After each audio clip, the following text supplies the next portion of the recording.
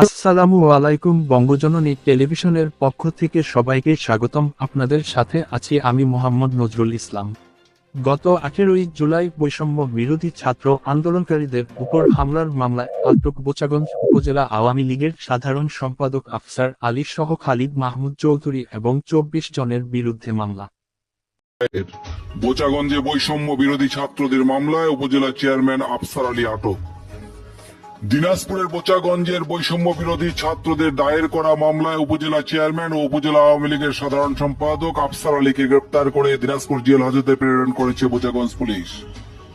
এই মামলায় দিনাজপুর 2 আসনের সাবেক এমপি ও সাবেক নৌ পরিবহন প্রতিমন্ত্রী খালিদ মাহমুদ চৌধুরী সহ 24 জনের নাম দিয়ে 70 জনকে অজ্ঞাতনামা আসামি করে বোচাগঞ্জ থানায় মামলা হয়েছে।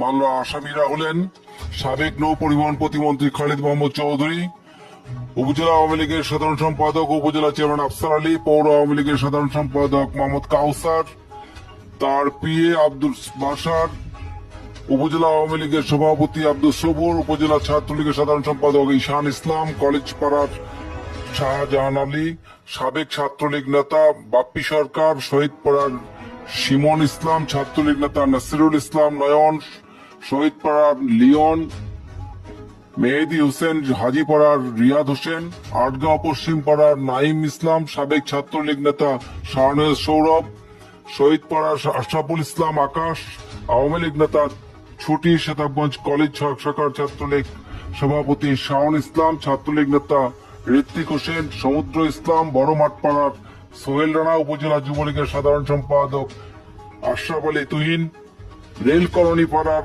আরাফাত হোসেন জনি ও বোচাগঞ্জ পৌরসভার কাউন্সিলর জাহাঙ্গীর আলম লিটন। গত শুক্রবার দিবাগত মধ্যরাতে বৈষম্য বিরোধী ছাত্র আন্দোলনের সমন্বয়ক ফয়সাল মোস্তাক বাদী হয়ে একটি মামলা দায়ের করেন। উক্ত মামলায় 17 আগস্ট বোচাগঞ্জ উপজেলা চেয়ারম্যান আফসার আলীকে গ্রেপ্তার দেখিয়ে দিনাজপুর জেল হাজতে প্রেরণ করেছেন পুলিশ। বোচাগঞ্জ থানার ভারপ্রাপ্ত কর্মকর্তা ওসি আবু বকর সিদ্দিক রাসেল মামলার বিষয়টি নিশ্চিত করে জানান, গত 18 জুলাই বোচাগঞ্জে বৈষম্য বিরোধী ছাত্র আন্দোলনের মিছিলে ছাত্রলীগ, যুবলীগ, আওয়ামী লীগের নেতাকর্মীরা হামলা করে মারপিট সহ ছাত্রীদের শ্লীলতাহানি ঘটায়। ছাত্রছাত্রীরা প্রাণ রক্ষার জন্য আত্মগোপনে থাকায় চিকিৎসাও করাতে পারেননি। এই প্রেক্ষিতে 24 জনের নাম উল্লেখ করে ও 70 জন অজ্ঞাতনামা আসামি করে বোচাগঞ্জ থানায় একটি মামলা দায়ের করা হয়। আটক উপজেলা চেয়ারম্যানকে ছাত্রদের মিছিলে হামলা করার মামলায় গ্রেপ্তার দেখিয়ে কোর্টে চালান দেওয়া হয়েছে। বিচারক তাকে জেল হাজতে পাঠিয়েছেন।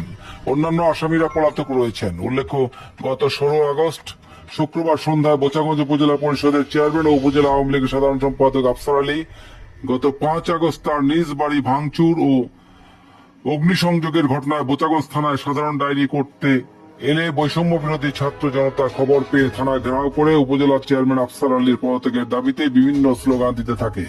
পরে সেনাবাহিনী উপস্থিতিতে ছাত্র জনতা শান্ত হয়। এক পর্যায়ে বৈষম্য বিরোধী ছাত্র জনতার দাবির মুখে উপজেলা পরিষদের চেয়ারম্যান আফসার আলী উপজেলা পরিষদের চেয়ারম্যান পদ হতে পদত্যাগের মৌখিক ঘোষণা দেন।